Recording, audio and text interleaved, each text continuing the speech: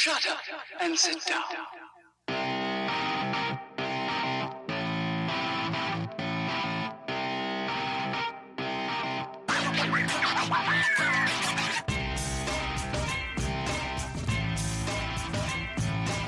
Welcome to the Bricks King podcast, where I'm going to bend your ear about Lego, review those amazing bricks and plastic, and discuss what is new and up-and-coming around the Lego world. I'm your Minifigure host, Matt. Let's bet on it. Welcome in, everybody. Episode 198. How are we doing today? Lovely day today, except I've got some weird little cold going on, school kids, cough, sneeze, blow their nose on you, all that kind of good stuff. Anyway, today we are here with the interview from Maria and Philip, and I'm not going to waste your time. I'm really not going to waste your time. I promise. I hope you guys enjoyed the episode, the recap of episode 7. And again, it was really cool to talk to Maria and Philip, and I hope you guys enjoy what they have to say. Well, thank you, Maria and Philip, for talking with us today. Appreciate it. First question, based on last night's episode, one of your blades fell off when you reached 20 miles per hour. If you could go back, what would you do to try to change the design? May I take this one? Yeah, sure. Actually, it's a pretty simple answer. So one of the things that wasn't specifically mentioned in the show was that the tower had to be a certain depth, and that was a max depth. When we built it, we built almost to that exact depth, so our propeller blade couldn't come out far from the tower. And so then the blades hit the tower, and that's why they snapped off. So I think the easiest thing that we would do, first of all, is just make it a lot smaller. It didn't need to be nearly as big as it was. We were focused on the tower itself, like being blown over, versus like the strength of the propeller. And had we able to do it again, shrunk the size of the tower, strengthened the propeller blade, hands down. By the time we realized our mistake, it was too late. Mm-hmm. Yeah, I noticed a couple other teams had that happen where the propeller hit the tower. Yep. It was pretty unfortunate there. Moving back to the season as a whole, what was your favorite challenge on the show? Do you want me to start with this one? Yeah. So I think for me, the favorite challenge was the shake and make and shake challenge. Just because we really went into that with just like no preconceived notion on how to properly build a tower that's strong enough.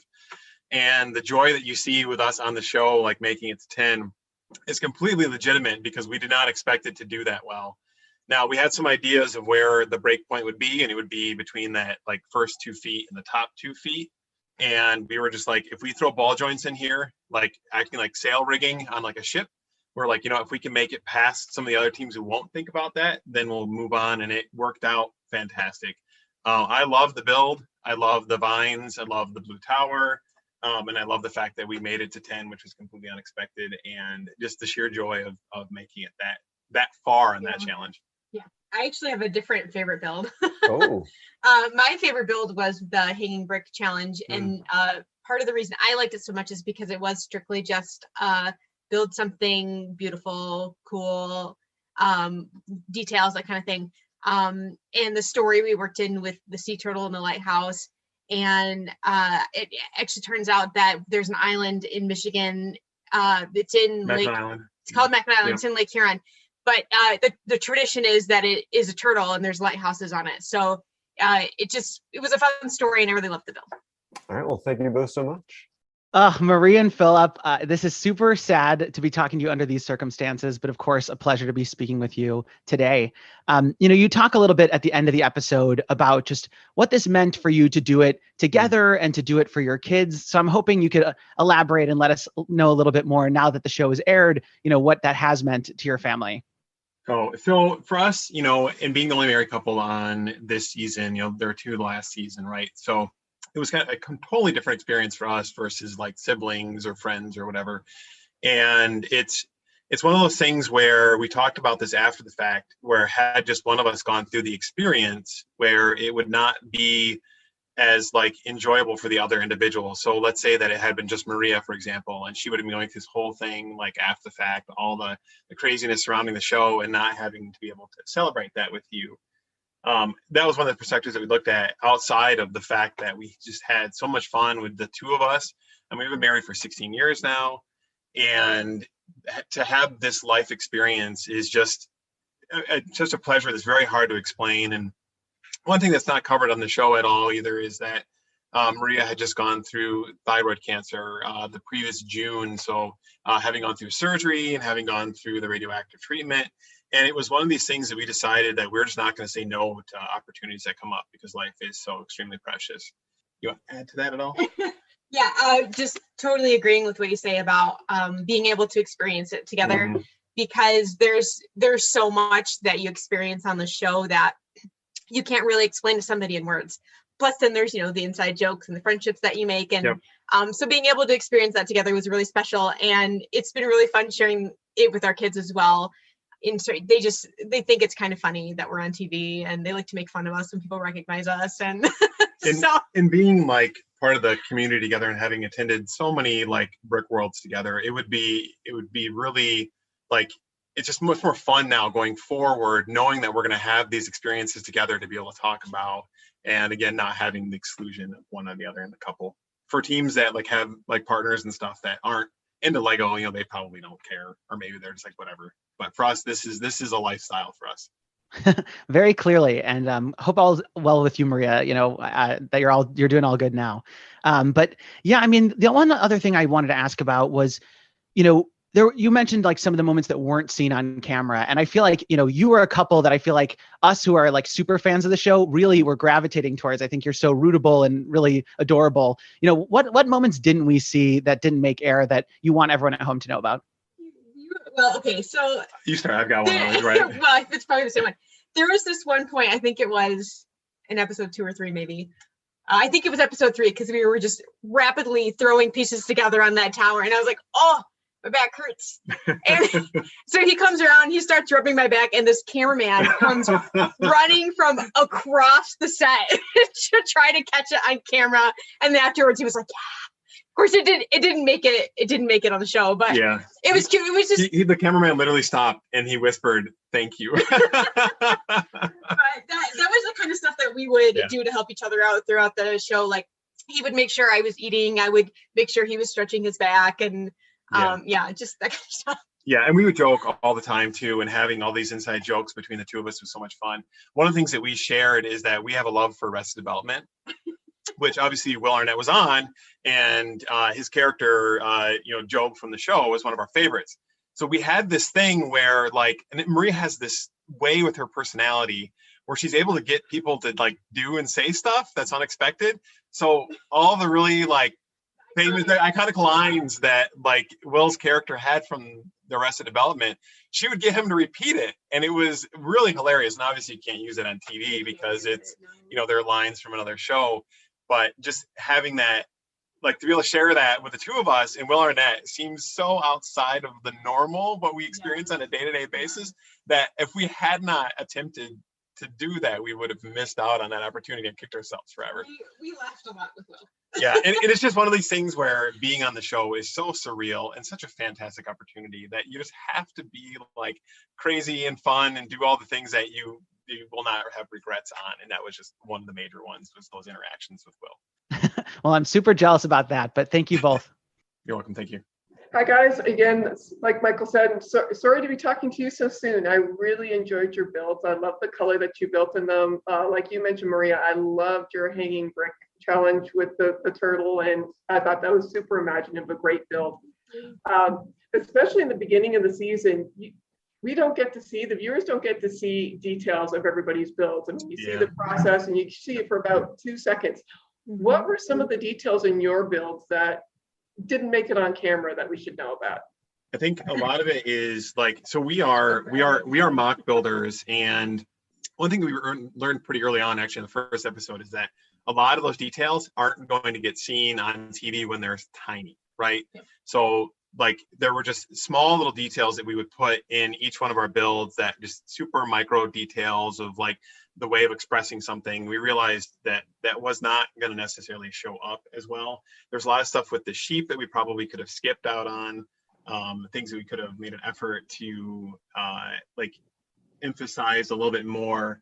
But I think a lot of the things that you won't see, like for example, the hat challenge, we actually did an ombre, I think is the correct term, where like if you look at the sun in the center, there's the sun there, and then as the clouds and like the wings go out from that hat, there's actually an edge, like a silver lining on the actual clouds themselves, both on the brick build section and then actually on the spheres that we use kind of as like to imitate clouds, that would change colors from like a bright yellow working its way out to a purple on the edge. And that same thing is actually on the hat as well. Yeah. So it was something like that you don't really necessarily pick up on. And we did learn from a distance, you can see that's there, but your brain doesn't necessarily like process it until you really get up close to look at it. Yeah, I think another good example of that was the coral under the turtle, because it did just sort of read as like red or orange. Yep. But when you look at it up close, there was purple, there was green, orange, red, pink, and we used a lot of like silly things like Lego pants. Yeah, we used like legs, bananas, apples, just like goofy pieces, cogs and that sort of thing to make the coral really fun and brightly colored. But unfortunately, you couldn't see it on the camera like you could in person. So yeah, that's super helpful. I always love hearing about parts usage and the different ways that builders come up with things, especially, and you don't get to see that zoomed in on camera. So you had several weeks in that environment where you had 5 million bricks. There's the lights, there's a set, there's the cameraman running over to take, footage of you rubbing your wife's back. What was and all on top of being in the middle of the pandemic, what was the hardest part of building under all of those circumstances? What was the biggest challenge? Well, I think I had mentioned he would have to remind me to eat. Because obviously we got breaks for lunch and that sort of thing, but beyond that, if we needed to take a quick break to eat or something like that, that was on the clock. And so we would just have our heads down, we'd be building, and I would get to the point where I was like shaky and brain not functioning before I would be like, oh, I should probably eat something. So that for me was probably the hardest part, was making sure to keep my brain functioning and staying present in the challenge rather than making sure I'm taking care of myself and not just building the bricks together. I think for me, it was always the looming clock, and I'm sure you get this answer from a lot of people, but you'll be working on a task and you kind of set aside in your mind, like roughly what needs to be done and when, and then you look at the clock and 3 hours are gone and you're like, not even, like a third of the way through your build, and you're like, oh my gosh, like where did this time go? And how are we going to, try to cut down on, I would say cut corners, but trying to get things done in a faster way. Like, do we need to speed it up? Do we need to cut certain things that may or may not show on TV? That kind of stuff was pretty difficult. You were really good at time management. After episode one, we learned a lot about time management. And we really sat down, and one thing they don't show on TV too is sitting down and then figuring out a time schedule and trying to stick to that time schedule. Mm-hmm. And then at the end, we always worked in a buffer typically. Towards the last couple of challenges, we did kind of run out of steam a little bit with that. And you can see the struggle a bit, like we barely finished our car in time. And we obviously realized too late about the issue with the fan. And it just, again, some people are better at managing time, and the last couple episodes were really a challenge for us. I would say one other thing, and this is sort of obvious, but coming up with a creative idea when you're like, you have this much time to come up with your idea and get all the pieces and put it together to make sure it meets all the qualifications. So having an idea in the back of your head of just different things you can build that you already know how to build or that you would like to build, just ideas that could really translate to anything, is really helpful. Great. Thank you. And first, before I hand it off to the next person, I do have to give you props for those sets in the background. I love the medieval market village, and I think I have at least 2 of those sets there in the background. So we have similar taste in Lego. This is my white whale right here, which is weird because not a lot of people like this, but the Trolls Mountain Fortress. That was a Father's Day gift a couple of years ago. And that was actually a gift from a lug member. So yeah, they'll remain in the box until I have a really bad day and need to build something. All right. Thank you, guys. Thank you. Sure. Hey guys, how are y'all? So after the first episode, I kind of want to go back to that, and then we'll bring it back to present day. So after the first episode, it felt like the judges were a little bit harsh with you guys in your build. And ever since then, you guys have really stepped outside and really created some really cool things, especially what Megan said about the Turtle Lighthouse. So going from that first contest where they were kind of like, yeah, this isn't going to quite cut it, to some of the most amazing builds of the show. And frankly, in my opinion, what changed? What got you guys to that point? What kicked you in the butt to kick you into high gear? Well, number one, thank you so much. I appreciate it. The fan media, by the way, you guys are all fantastic. We love everything you do, and thank you for being part of the community. And I apologize for not stating that early on. But one thing that really kicked us into gear was, and honestly, I think allowed us to go further than the show than some other teams, was we realized we were building mocks for like stuff that we would build at home or for a show. And we realized really quickly on that you have to build for TV. And if you're not building for TV, then you're going to go home. And I think focusing on how can we make things bigger? How can we make things brighter? How can we not have stuff like, like if you have a challenge and there's a requirement, for example, like a movement requirement on episode 1, we did not do a good job with that, right? Like we'll admit that fact. So the first thing we would do is we say, all right, how are we going to make sure that we meet these requirements? And then from there, how do we make it look good? So I think that was definitely a lesson learned. And when after that first episode, we really were like, look, we're not going to let this get us down. If we go home, the first team to go home, so be it. It's just, the way it's going to be, but we're really going to push our hardest and try to learn from our mistakes, which I think we did okay with and allowed us to continue on. Awesome. That's always great to hear. So the other thing, you guys obviously went home. I hate having to see that, the emotion that goes on. So when you guys heard, your name being called and you're like, oh no, we're in the bottom 2. Did that kind of surprise you? What was the emotion? Obviously there's sadness, like I'm going home, I'm leaving all my friends, but did it kind of come as a surprise? We were like, really, this is what sent us home? No, honestly.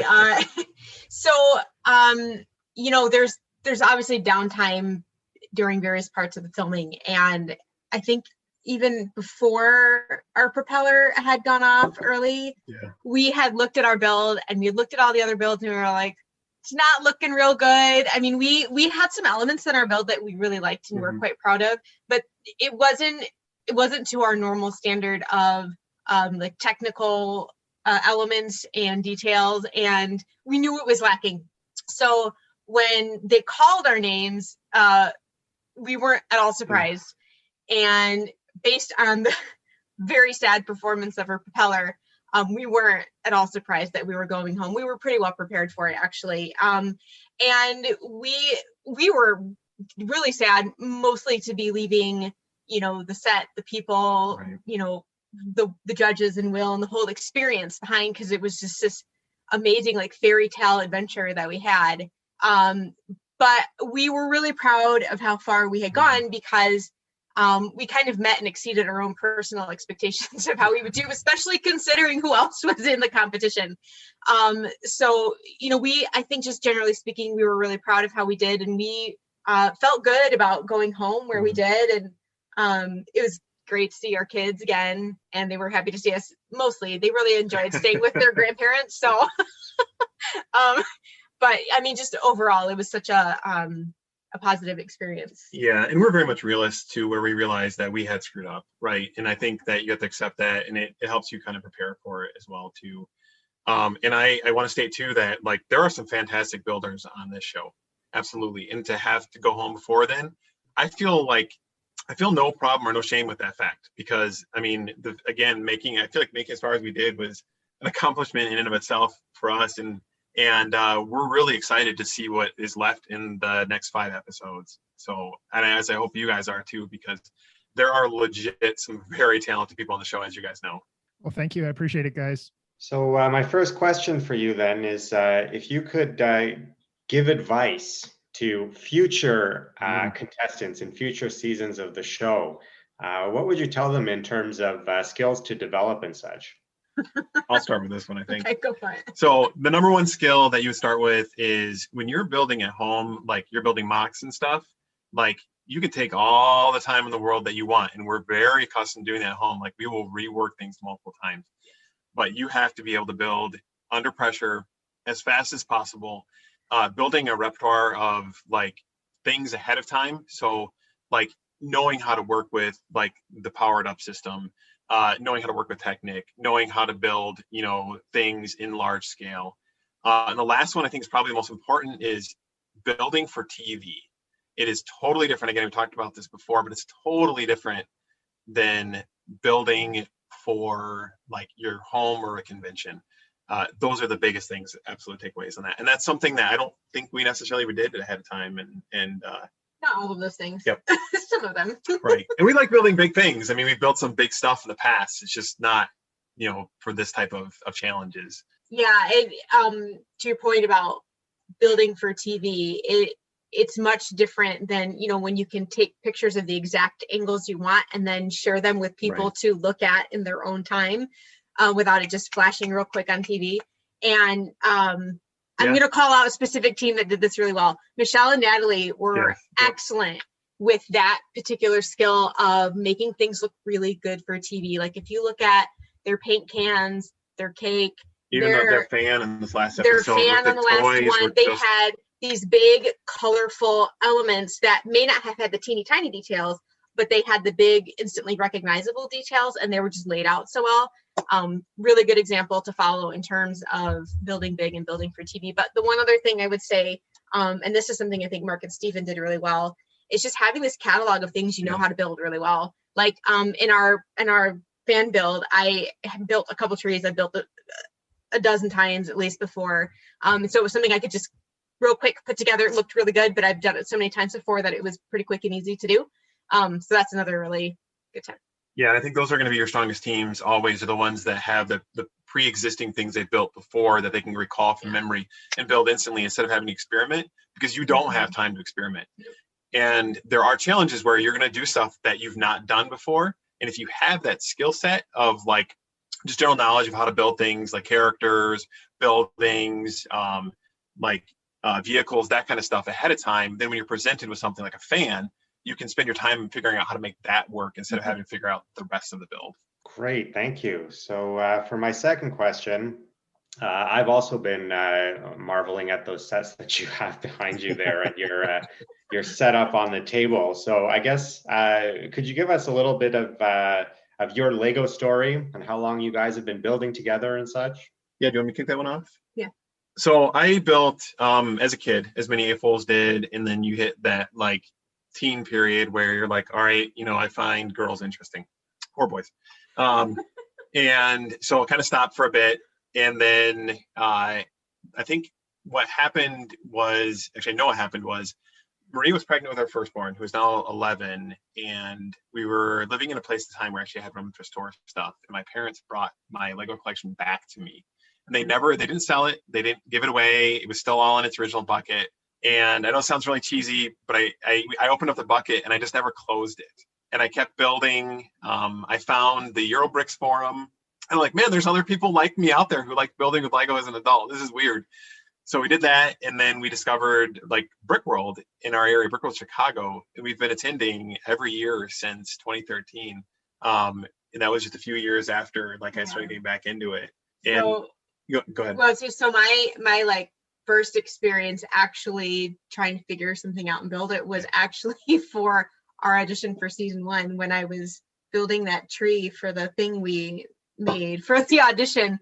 And so at that time when we auditioned for season 1, I wasn't really building at all. Obviously we didn't get on season 1, which was fine.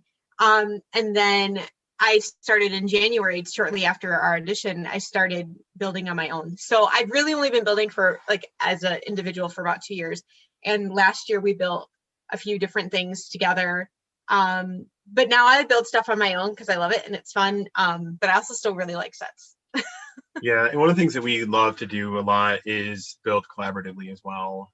Again, we mentioned Eurobricks earlier. Like Eurobricks is our second, well, I guess now third Lego family after the actual show cast members. They're a great group of individuals with some fantastic ideas, and it's been Lego building is typically a very individual hobby. Typically, you build something, you post photos, and you may show them at a conference or something like that. But when you get an opportunity to build with other builders and how you really push each other to really build greater things, and that to me has been the most enjoyable. And I know that you didn't ask this question, but the one thing we ever really wanted to get out of the show was just to get more involvement with the community. We're pretty well set in our lives. We're one of the older couples on the TV, so it's it just being a part of this amazing group of individuals has been fantastic and has opened up opportunities again to interact with everybody and get to know all of you and get to know everybody else that's been out there. It's just been spectacular. It's been amazing. All right. Thank you very much. Well, that'll sum up this lovely episode, tied up with a pretty little bow, right? Really good questions asked by the entire panel. I had a lot of fun talking to those two. Just a lot of insight that you get from every guest that comes off the show. You really figure out more and more and more than you really ever expected from the show, from their experience and how they succeeded, or in this case, ultimately faltered at this point, part of the show, this point in the show. So it's really a lot of fun. So we're going to wrap this thing up. I'm out of here. And as always, I'm your minifig host, Matt. Let's bout on it.